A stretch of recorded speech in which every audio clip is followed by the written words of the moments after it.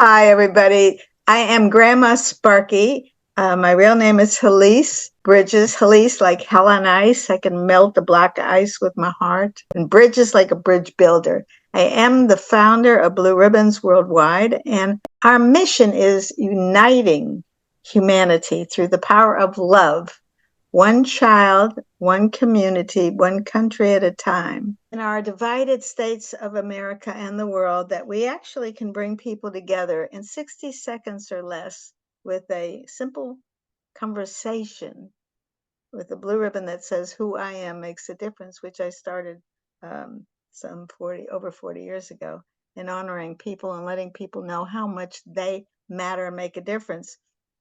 And I just want to bring us into this kind of series that I'm doing right now with extraordinary leaders of leaders in the world of advancing human potential, in healing, in creating mental wellness for young people, for adults, for people of every age all over the world. I have today an amazing woman that I want to introduce you. Erin Renvyle she's a Reiki master. She'll tell you more about what that means for those of you that do not know. And a spiritualist of 8 years, combining with 11 plus years working with alternative schools. Her mission is to assist individuals mentally, emotionally, physically, and spiritually to be the healthiest that they can be. Erin, thank you for who you be, not what you do. We met at a beautiful environment, and I'm going to give a shout out to Diane Forrester for I Have Today, because we're all in the game of really mattering and making a difference in the ways that each of us need. And in this case, Diane was talking about her TV show and training people to become TV hosts. And you were there as, discovering whether this was a right fit for you or you could find a different fit. Correct. So why I want to give a shout out and say that to people is you never know who you're going to meet, where you're going to meet them, how you're going to matter together. And it might not be the purpose, we're going for one place, but by showing up at places where people like yourself are there, people like me, and I think I honored you with a ribbon. I can't remember exactly. Is that what you could say a little bit about that? But let's start with that. Start with how did we meet and what difference, how did we come together so that all of a sudden I just went, wait a second, I need to interview you. Can you remember that? So, well, first of all, thank you for having me up here. It is such a blessing, and I'm very grateful for that experience. I'm grateful for this experience. When I met you, it was because Diane Forrester had introduced you to the women that we were sitting with in the hosting program that we had signed up to do.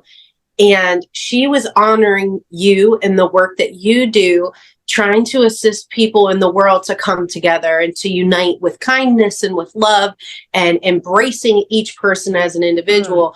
And when you started to explain where you had come from and the different traumas and all these different sacrifices and things that you had endured and gone through, it struck home with me, one, because you remind me of my grandmother, and two, because you're in alignment with every single thing that I'm doing in just about every single way. And we found that out after we went outside when everything had closed down and me and you had sat outside, and I did energy work on you, you did energy work on me. And it was just beautiful because it was pure. Right. It was pure, and we had no clue, anything about each other prior to that. And we just aligned and connected by being who we were. Yes. And with the mission that we have in our heart. So that is how I know you. That's how I met you. And that's how I recall you. and so here's what I'm hearing, and how sweet is this? Yes, Yes. because a lot of us are working on how do we market ourselves, or how do we get our voice out, or how do we heal more people, or how do we get seen? How do we get loved?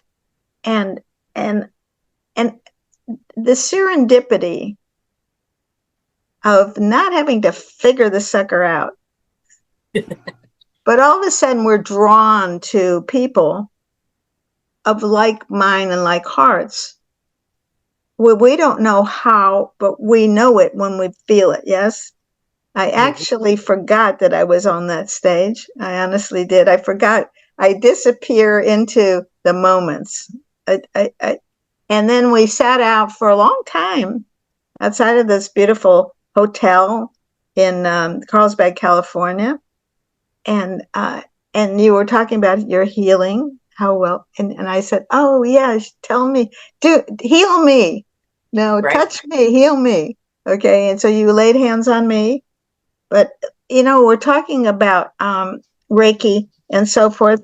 Why don't you explain a little bit to people so they understand that, because you're trained in that, um, and then we'll talk about you know the word spiritualist and what does that mean. We'll kind of break down what it is to be in an alternative school, what an alternative, what rehab facilities are, so people really who don't know this landscape can understand more. And then I'll ask you some questions about how you can teach us to become to be able to heal others. Yes, does that make some Absolutely. sense? Absolutely. Okay. So, Yeah, let's go. oh, So, so I said, let's do it. So yes. basically, the best way that I can explain Reiki is that it is universal love energy. So Okay. there is no connection to one religion. It's universal. So it doesn't matter what you believe in or what you don't believe in. It is in possession of us, and we are in possession of it always, because it is what is the internal spirit of us that connects us to each other, our oneness. And so with Reiki, what Reiki is essentially using your life force, using your love and your energy to assist someone else in helping them align with that energy. And the chakras or the energy systems, whatever it is that you need to assign it to, is there's certain systems that we were created with that honor all the different aspects of your body, and every So physical aspect. I'm gonna pause you for just a Yes, go moment, ahead. okay? I think so that we can just slow it down a little bit, so people understand, because you mentioned chakras and so forth. So I'm just gonna slow it down for a second. But let's go back to the founder of Reiki. Oh yeah, Okay, master. let's go. Yeah, we want to go back always to honor the who started that, and what was the purpose behind that, so that when, because Reiki is taught all over the world. Yes. Okay, you're a facilitator of that. Yes, you're a master teacher, a Reiki master right now. So Mm-hmm. let's just so what it is that we're accessing um, the essence of love within us. But let's go back and just give me a little, like a 30-second overview of who the founder is and that purpose behind that. So Master Sui, there's variants of Reiki, but Master Sui was basically someone who had studied, and he had learned from the monk. There was a monk that had basically gone up to the top of a mountaintop, and he had meditated for a very, very long time. He would continuously go back and forth, back and forth. And he was given by God these different symbols, which there's various kinds, but one in particular is the shokure. And you can recognize that symbol in different spiritual religious texts. And basically, that's the power of God that you're calling in on. And that's the most major symbol to me that he used to help connect to the divine, to the universe, to the source creator that is connecting to all of us. And that energy from that meditation blessed him with the knowledge of these symbols that he could use to help people heal mentally, emotionally, physically, and spiritually. Yes, and hold on a minute and tell me when that started. Do you have that knowledge? Right off the top of my head, you're speaking about, I would say it would be in the 80. I would have to look at exactly the year. But it was back in the time frame where you did not have televisions, you didn't have any of this. When you had an apprentice that would learn Reiki, they were using sticks in stand. Yes. Sticks in sand. So we're talking very okay. So why I'm saying that is to slow us down a bit. We're anxious to talk about what this is, but also I have learned a long time ago that if we ever embrace who is that was always the founder or the initiator or somebody, and the purpose behind that becomes your purpose. You know, you're embodying another person's wisdom, but it's coming through you and your touch and the infinite amount of love that is pouring through you, which I felt. I asked you, I said, yes, do that healing on me. The reason why I always do that is because not all people are up to, they can say they can do something. They can be trained in it. Yes. But it does take a lot of practice, like any great athlete, you know, doctor, surgeon, whatever. It takes a long time for us to really become the change that elevates others. Absolutely. And so you're very intentional and solid about what you know that you know, and what you know that you don't want, you want to know, and also about who you be in this world and who you want around you and who doesn't fit at this time in our lives. And I'm emphasizing that for a lot of people who will just fly and go with anything, that we need to slow ourselves down and see, is this the right fit? Correct. Okay, because we can be surrounded by a lot of great people, and I have many great people around me that I honor and I respect, and it's not my right timing to do more of their work at this moment. And 10 years later, we meet and we go, oh my God, I need what you're doing right now. I've been following you. Right. The divine timing. We come into our divine time, yes. So I think Reiki, being a Reiki master and healing us, talk about the spiritualistic aspect of this, just briefly, so that we can understand what that means. You know, you said, you know, and spiritualists of 8 years, combining 11 years working with alternative schools. Talk to me about how all of this comes together with alternative schools, rehab facilities, the work that you do in this world, especially correctional institutions and so forth. Yep. So prior to coming into my awakening, prior to becoming attuned in Reiki healing, I worked in a lot of facilities and a lot of systems that were broken. And I focused a lot on the traumas and the blockages that I had growing up, that I endured, that I did not get clinical help for. I went through them. I've always had supernatural spiritual gifts, not really understanding that they were gifts, looking at them more as a punishment, because it made me very sensitive and open to so many individuals. And realizing later in life, from working and being drawn to so many of these individuals that were dealing with so many different traumas and stressors and illnesses and disorders and behavioral consequences and problems, I found that I had a way of helping these people through my personal experiences. Yes. And so it awakened and stirred that consciousness energy into me, where I chose to say, this is a gift because it gives me the ability to connect to everyone, because I've endured so many things willingly. And then I found and discovered my worth and my value more and more by assisting others, no matter what age, mainly children, with understanding that just because something happened to you, it doesn't mean that's who you are. It means you break down the things that occurred to you and you figure out how to use them to help others and to uplift and learn your worthiness and your value, and to unblock those things from keeping you from moving forward.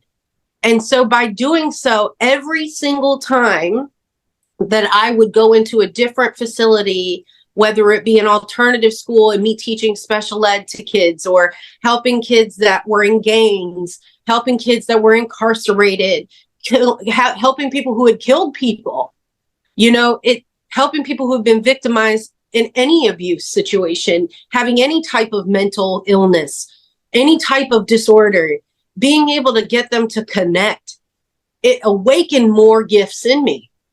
And it helped me to attune and to give them guidance and healing from various different aspects of their spiritual frame, which also helped me heal myself, which in turn, with my energy healing, with my master energy work that I do with Reiki, being able to identify and connect to these people, building these relationships and this trust with a 5-year-old, even a 2-year-old, knowing that they have energy, they were brought into this world, their families, the conditions, all of these things matter. And being able to sit individually and process with them using my attunement and my understanding of self to the greatest degree that I have healed myself and continue is to the degree that I can connect with other people and assist them in doing the same.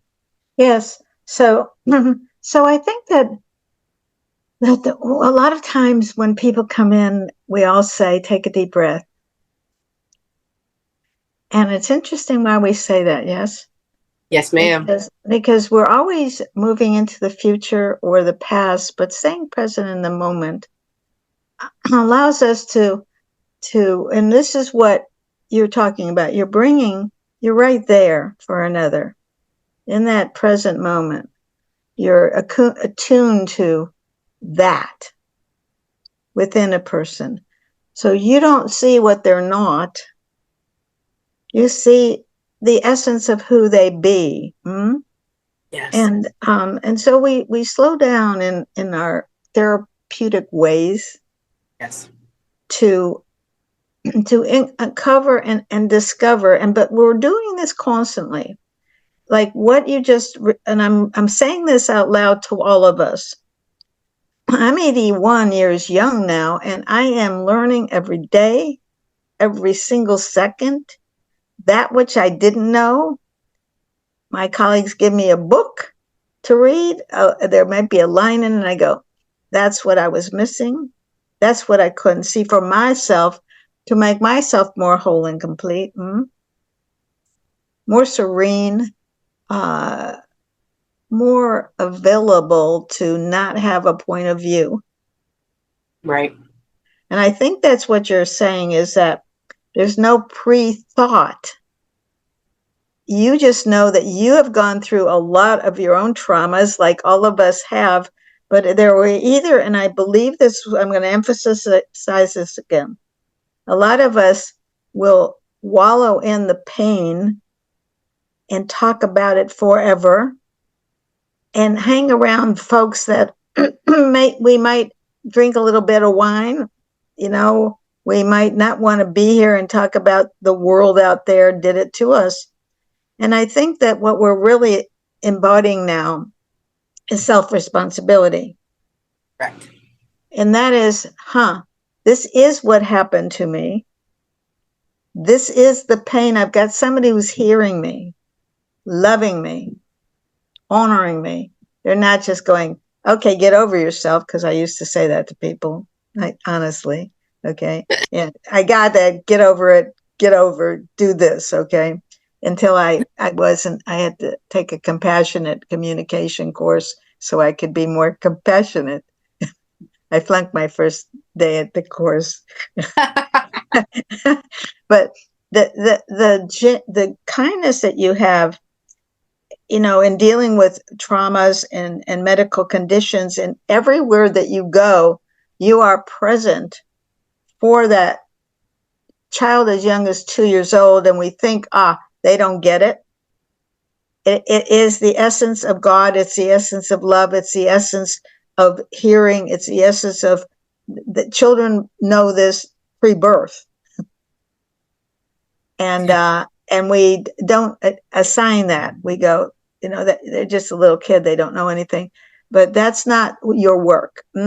You said I asked you to tell me some of the questions that you wanted to ask, and I love that question, because you said, after all of your experience of working with people in various trauma experiences, what do you think helps the youth as well as adults the most today? You said it just a few seconds ago. It's being present and not judging. You have to remind people that no matter where they come from, no matter what their belief system or religious background, what have you is, you stem from unconditional love. There's nothing you can do to take that away. You cannot sabotage it. It's always there. And so by being a solid point for people, a solid element that they can look at and say, you know what, I don't have to feel judged. I don't have to feel threatened. I can be present, and I can learn how to value who I am. I can learn how to value those things that I've endured or gone through. And at any moment, I can change. And when it comes to children, being able to sit with them and hear them and listen to them, understanding that just because they are children, even if they can't speak for themselves, they could be infant, they could be babies, but intuitively knowing that their pain is still my pain. Yes. It's the same. And they deserve, and they need to know that they deserve the same respect as any other individual out here.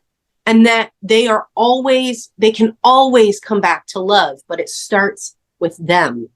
They have to love who they are. And it's about unveiling to, no matter what their age is, you are loved. You don't have to do anything except just knowing that I can do no wrong. That's going to remove that.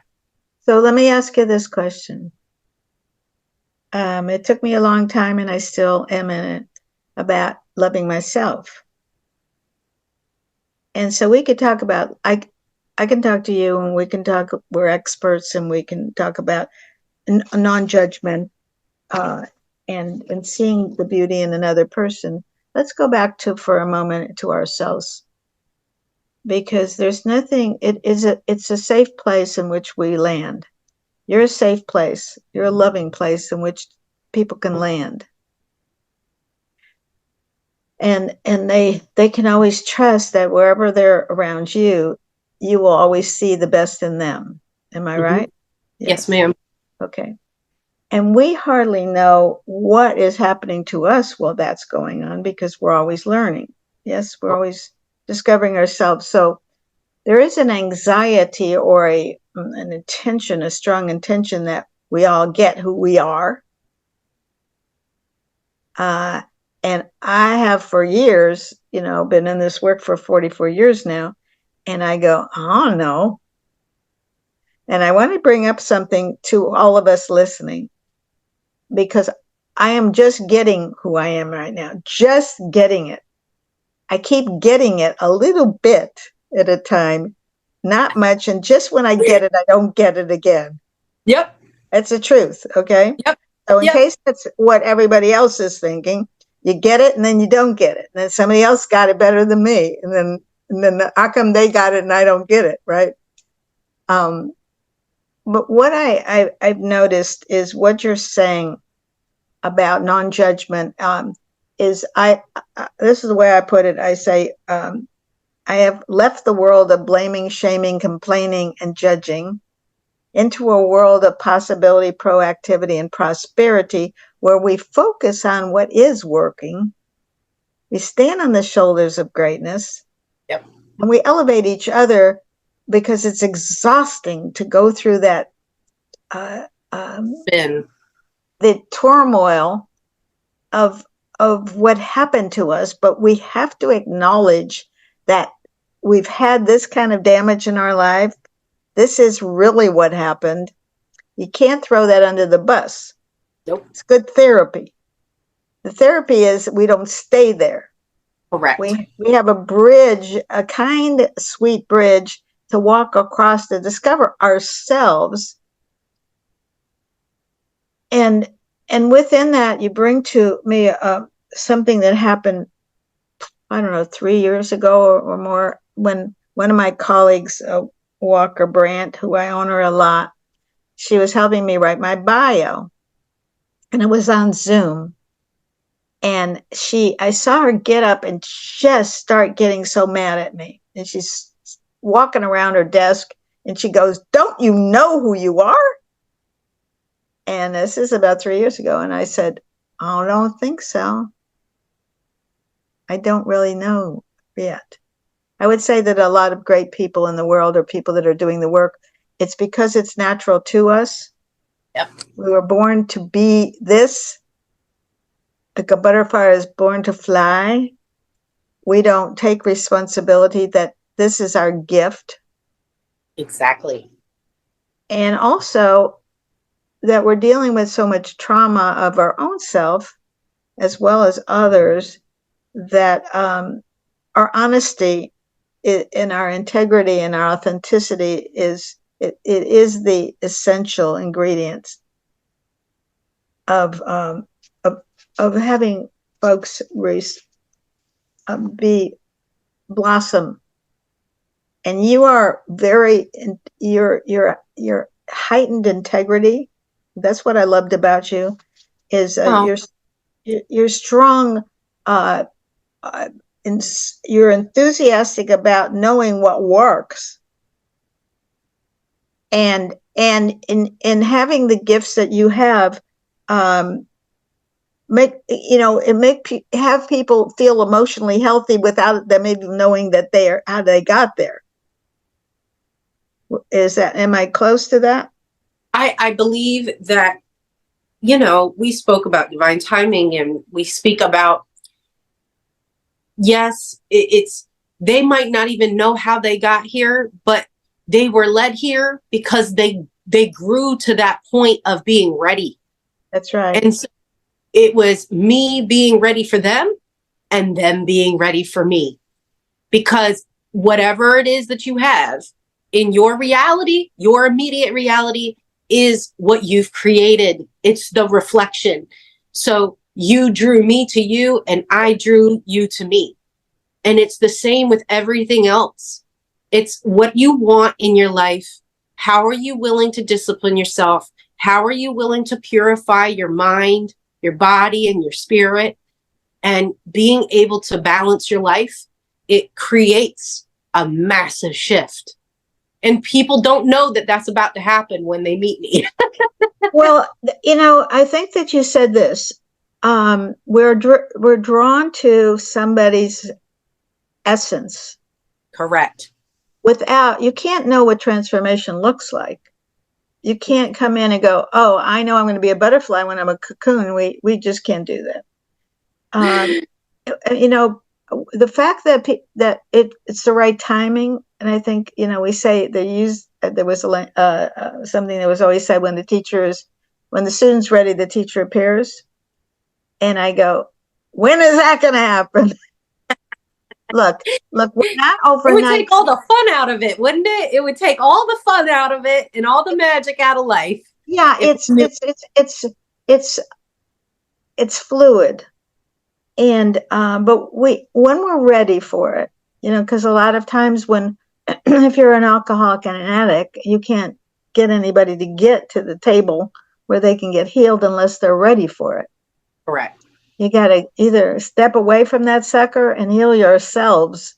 Yes. In order to put the oxygen mask on first so you can take care of your child on the airplane kind of Exactly. thing. So I want to ask people how they get in touch with you, because we will put that information on when we post this. So how would they get in touch with you? Well, my phone number, 757-985-7664. So hold on a second, go slower. 757-985-7664. Okay. I also am on all of the major platforms with Facebook, with Instagram. It would be relative_channels. And I'm on TikTok, relative channels. And with my website that I just redid, it's www.rising, RISING, with Erin, ERIN.com. And reach out. I will. So here's the gift that we all give each other that we don't know that we don't know. We don't know who's going to reach out. We don't know if it's going to happen 10 years from now. Like I'm now getting people 10 or 20 or 30 years ago popping in and just out of nowhere saying, I remember you did this for me. We don't know the timeline. But I do know that the more we know about each other's work. And what part of the world are you in? I'm in the United States, in the state of Virginia, city Virginia Beach. There you go. And I'm in California. So, and we do all our work all over the world. Yep. For, whether it's online or it's in person or whatever. So I have a gift. I have a gift for you, Erin. And it's this blue ribbon. It says, "Who I am makes a difference." And I would love to honor you at this moment and tell you how you matter to me. It's Saturday morning here in California. And I looked forward to being with you this morning, and because you were so you personally touched me when we met, and it was like I was just a gasp at the fact that you're in so many places serving children and adults in capacities of trauma, that it was essential for people to know this work, your work. Mm-hmm. And because we don't know what work will fit for us. And I do a lot of work in the world, and I'm an expert at, being in all the places that you're in, but we all do it differently. It's like a different taste of food or a different music. We all have what's going to heal us, and we can't stop choosing and keeping this kind of work within us. Yes. And you have that. I love you dearly. And would you accept this gift from me? Yes, ma'am. Do I have permission to virtually place it above your heart? Yes. Okay, so I'm going to do that on me. I'm going to show everybody where it is. So I've just put the ribbon above my heart. Let me fix my little angel. There you go. Above my heart. The ribbon always goes above the heart, pointing up. It points up to all your greatest dreams coming true. And it is tradition for me to take the spark from my heart and put it in the cheerleaders. In this ribbon, there are cheerleaders. It's the sound that makes dreams come true. And the sound is and a 1 and a 2 and a 3. Bing! Bing! And every time you hear a bing, you'll know that a child within us just got our dream, because we're hanging out with people who love us, respect us, and empower us, and see us, and hear us, and know us, to make dreams come true that heal our planet. And if you could leave us with one thing in 30 seconds to complete this interview, what would you say to everybody listening? I would say, no matter where you are, you matter. Your energy matters. What you do with your life, it matters. It doesn't matter what's going on in the world, what you can fix, what you can't fix. Your energy matters. If you work on yourself and you are healing yourself and you are choosing to value yourself and all of your beautiful experiences, it will translate your life. It will change your life. You matter. You matter. You're loved. Who you are makes a difference. Check in on Erin. I love you. God bless you. I'm going to hang up. Stay with us for a minute, okay? Oh, I love that so much.